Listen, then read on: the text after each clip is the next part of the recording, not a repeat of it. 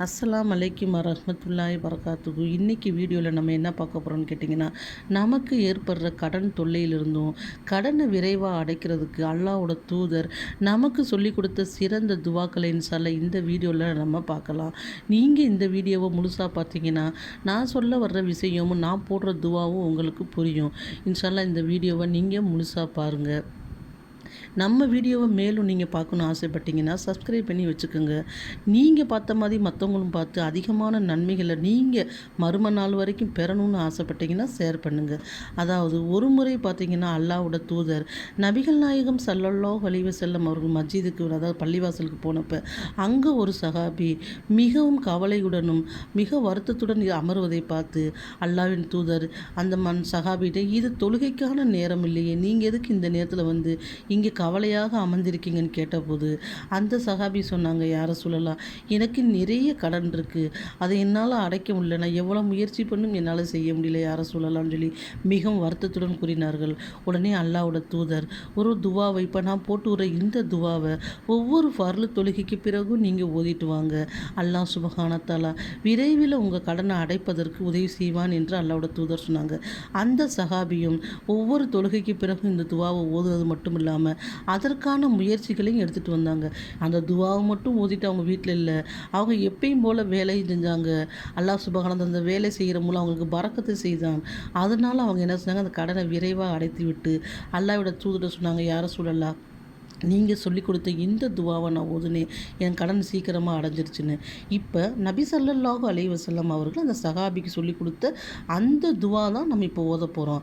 ஆனால் அந்த துவா நீங்கள் என்ன சொல்லலாம், நீங்கள் இந்த ஒரு துவாவை போட்டுட்டு போயிடலாம், நாங்கள் ஒவ்வொரு தொழுகைக்கு பிறகும் ஓதுகிறோம், ஆனால் எங்கள் கடனே அடையலை, நீங்கள் ஈஸியாக சொல்லலாம், நீங்கள் சொல்லலாம். ஆனால் இதுக்கு ஒரே ஒரு காரணம்தான் மெயினாக இருக்குது. இது நம்ம எந்த ஒரு செயல் செஞ்சாலும் இக்லாஸுடனும் அல்லாஹ்வுக்கு பயந்து என்னோட ரப்பு என்னோட கடனுக்கு பொறுப்பேற்று கொள்ளுவான், நான் என் கணவரோ என் தந்தையோ என் சகோதரோ அதன் சம்பாதிக்கும் மூலம் எனக்கு பரக்கத்தை செய்து நான் கடன் அடைப்பதற்கு உதவி செய்வானுங்கிற நம்பிக்கையோடு நம்ம ஒவ்வொரு ஃபர்லு தொழுகைக்கு பிறகு இந்த துவாவை ஓதணும். அதே துவாவை தான் நம்ம ஓதுகிறோம். அவர்களுக்கு கடன் அடைந்தது நம்ம கடன் அடையவில்லை என்றால் இதற்கு ஒரே காரணம் இறை எச்சம் இல்லை என்று தான் சொல்ல வேண்டும். அப்போ அந்த துவாவை நம்ம ஓதணும். கடனால் பார்த்தீங்கன்னா எவ்வளோ மன கஷ்டப்பட்டு தெரியுமா, ஒருத்தவங்கள்ட்ட நம்ம கடன் வாங்கியிருப்போம், அந்த கடனை குறிப்பிட்ட நேரத்தில் கொடுக்க முடியலன்னா எவ்வளோ ஒரு அசிங்கம், எவ்வளோ ஒரு மனவேதனை. இதனால நிறைய மக்கள் என்ன செய்கிறாங்க, தற்கொலை பண்ணிக்கிறாங்க, நிறைய மக்கள் ஊரை விட்டு ஓடிடுறாங்க. அப்போ நம்ம தேவைகளுக்கு கடன் வாங்கணும், தவிர ஆடம்பரத்துக்கு கடன் வாங்க முடியாது. சில தேவைக்காக, ஸ்கூலுக்காக ஃபீஸ் கட்டுறதுக்கு, கல்யாணத்துக்கு, இந்த மாதிரி இப்போ கடன்லாம் வாங்குகிறோம், அத்தியாவசியமான தேவைகள் தான், நம்மளால் கொடுக்க முடியல. அதான் இது என்ன செய்கிறது, அதனால் நம்ம என்ன செய்கிறோம், மனம் உடைந்து நம்ம இரவெல்லாம் தூங்காமல் மன நிம்மதி இல்லாமல் இருக்கும். அதுக்கு நம்ம என்ன செய்யணும்னு கேட்டிங்கன்னா, ஒவ்வொரு ஃபர்லு தொழுகைக்கு பிறகு இந்த துவா ஓதிட்டு நம்ம எப்பயும் போல் வேலை செய்யக்கூடியவங்களாக இருக்கணும். பரக்கத்து செய்வேன் அல்லாஹ், நம்ம கடனை அடைப்பதற்கும் உதவி செய்யக்கூடியவனாக இருக்கான். யார் கடன் வாங்கி மரணிக்கிறார்களோ அவர்கள் சொர்க்கம் செல்ல மாட்டார் என்று அல்லாஹ்வோட தூதர் நபிகள் நாயகம் ஸல்லல்லாஹு அலைஹி வஸல்லம் கூறினார்கள். ஒரு முறை நபி ஸல்லல்லாஹு அலைஹி வஸல்லம் அவர்கள் இருக்கும்போது ஜனாசா எப்போதும் ஜனாசா கொண்டு வரப்பட்டால் நபி அவர்கள் கேட்கும் முதல் கேள்வி, இந்த ஜனாசாவுக்கு கடன் இருக்கா, இல்லை என்றால் தொழுக வைப்பார்கள், இருக்கு என்றால் தன்னிடம் வசதி இருந்தால் கடனை ஏற்றுக்கொள்வார்கள், இல்லாத பட்சத்தில் யாராவது பொறுப்பேற்றுக் கொள்கிறீர்களா என்று கேட்பார். யாராவது பொறுப்பேற்று கொண்டால் தொழுக வைப்பார்கள், இல்லை என்றால் நீங்களே தொழுக வைத்து கொள்ளுங்கள் என்று ஒதுங்கி கொள்வார்கள். ஏன்னு கேட்டால் கடன் வாங்கி மரணித்தவர் சொர்க்கம் செல்ல மாட்டார். இரண்டு விஷயம் இருக்குது நம்ம கடன் வாங்குறதுல.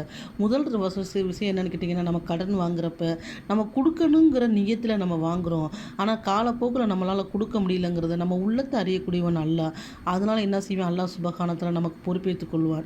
இரண்டாவது விஷயம் இருக்குது, நம்ம கடன் வாங்குறப்ப நம்ம இவர்கிட்ட கடன் வாங்குறப்போம் கொடுப்போம், நமக்கு ஏதாவது பணம் வந்தால் கூட அதை அப்புறம் கொடுத்துக்கலாம், நம்ம தேவைகளை என்று செய்கிறாங்களா அவங்கள தான் அல்லாஹ் சுப்ஹானஹு வ தஆலா மிகவும் கோவப்படக்கூடியவனாக இருக்கிறார். நம்ம ஒருத்தவங்கள்ட்ட கடை வாங்கியிருப்போம், நமக்கு ஏதோ ஒரு பணம் வருது, முதலாவது நம்ம என்ன செய்யணும், அந்த கடனை தான் அடைக்கிறதுக்கு முயற்சி செய்யணும்.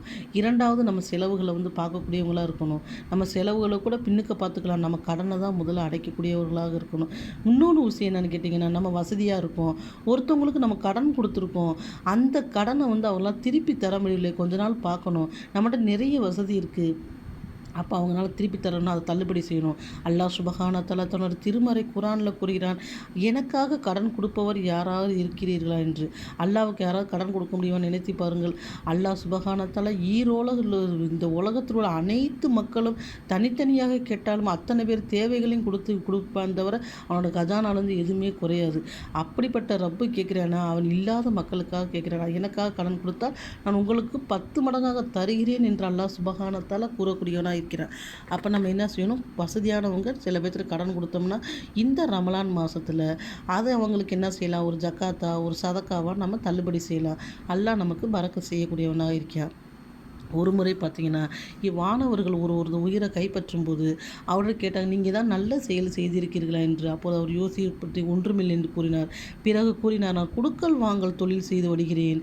நான் இன்னொட்ட வேலை செய்கிற அடியாட்ட சொல்லுவேன், நீங்கள் வசதியானவர்கள்ட்ட கண்டிஷனாக கடனை வாங்கி விடுங்கள், இல்லாதவர்கள்ட்ட என்ன செய்யுங்க, அவர்கள் முடிந்தால் கொடுக்கட்டும், இல்லை என்றால் தள்ளுபடி செய்து விடுங்கள் என்று சொல்லுவேன் கேட்டதுக்கு அந்த மலக்கு சொன்னாங்க, இந்த ஒரு நல்ல விஷயத்துக்காக அல்லாஹ் சுப்ஹானஹு வ தஆலா உனக்கு சொர்க்கத்தை கொடுத்து விட்டான் என்று கூறினார்கள். அப்போ பாருங்கள் எவ்வளோ ஒரு பெரிய விஷயமா இருக்குது. இல்லாதவங்ககிட்ட இல்லைன்னு தெரிஞ்சு அவங்ககிட்ட நம்ம என்ன செய்யக்கூடாது, மல்லு கட்டக்கூடாது. அதே மாதிரி நம்ம கடனை வாங்கினோம்னா ஒரு குறிப்பிட்ட தொகையில் நம்ம கொடுக்கணும்னு நியத்தை சொன்னால் அந்த நேரத்தை நம்ம கொடுக்கக்கூடியவங்களாக இருக்கணும். இன்ஷா அல்லாஹ் இந்த துவாக்களை நான் போட்டு வர இந்த துவாக்களை மன இக்லாசுடன் மன ஓர்மையுடன் அல்லாஹ் மீது நம்பிக்கை வைத்து அல்லாஹ்வோட தூதர் சொல்லி கொடுத்து இந்த துவாவை நம்ம எவ்வளோ மனப்பாடம் பண்ண முடியுமோ மனப்பாடம் பண்ணி ஒவ்வொரு ஃபர்லு தொழுகை கூட நம்ம மனப்பாடம் பண்ணுவோம். இன்ஷா அல்லாஹ் அந்த நோன்பு நம்மளை விட்டு விரைவாக செல்லக்கூடியதாக இருக்கிறது. இந்த நோன்பு திறக்கிற நேரத்தில் நோன்பாளோட துவா கண்டிப்பாக ஏற்றுக்கொள்ளப்படுன்னு சொல்கிறாங்க அல்லாஹ்வோட தூதர். அப்போ நம்ம என்ன செய்வோம், அந்த நோன்பு திறக்கிற நேரத்தில் இந்த துவாவை ஓதி நம்ம கடனை அடைக்கிறதுக்கு அல்லாஹ்விடத்துல இருகரம் ஏந்தி கண்ணீர் மழுங்க, யா அல்லாஹ் நான் கடன் பிரச்சனை இருக்கிறேன், என்னால் கடனை அடைக்க முடியல, நீ உதவி செய்டா ரஹ்மானேன்னு சொல்லி நம்ம கணவனுக்காக நம்ம பிள்ளைங்க வாங்கின கடன், நம்ம யார் வாங்கின கடனாக இருந்தாலும் பெண்கள் கேட்கலாம், ஆண்களும் என்ன செய்யலாம், இந்த துவாவை மனப்பாடம் பண்ணி ஒல்லாட்டை கேட்டவன் அல்லாஹ் சுப்ஹானஹு வ தஆலா அதற்காக அந்த துவாவை ஓதிவிட்டு நம்ம வீட்டிலேயே அமரக்கூடாது. நம்ம எப்பவும் போல் வேலை செய்யணும். அந்த வேலை மூலம் அல்லாஹ் சுப்ஹானஹு வ தஆலா பரக்கத் செய்யக்கூடியவனாக இருக்கிறார். இன்ஷா அல்லாஹ் கடன் இல்லாத வாழ்க்கையும் நிம்மதியான வாழ்க்கையும் அல்லாஹ் சுப்ஹானஹு வ தஆலா நம்ம அனைத்து மக்களும் தந்தருள்வானாக என்று இந்த நேரத்தில் நான் அதிகமாக துவா செய்து கொள்கிறேன். ஆமீன் ஆமீன் யா ரப்பல் ஆலமீன். அஸ்ஸலாமு அலைக்கும் வரஹ்மத்துல்லாஹி வபரகாத்துஹு.